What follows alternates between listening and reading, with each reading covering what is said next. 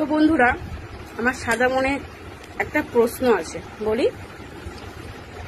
বেশ কিছুদিন ধরে একটা ভিডিও ট্রেন্ডিং এ চলছে, মাংকবাদ মাংকবাদ মাংকবাদ। আচ্ছা, এই মেয়েটা যেন মাংকবাদ বলে ভিডিওটা না করেছে।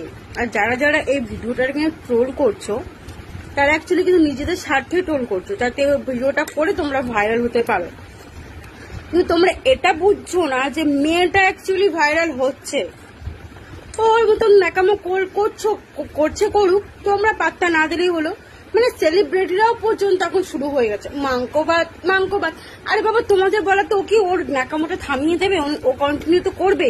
ওরা উৎসাহ পেলো ন্যাকামোটা করতে, যে হ্যাঁ আমি ন্যাকামোটা করে এত ভাইরাল হয়ে গেছি, আমি এর থেকে চরমতর ন্যাকামো করবো, আরো ভাইরাল হব। তা ক্ষতিটা কার হচ্ছে? তোমাদেরই হচ্ছে। এবার বুঝে নাও।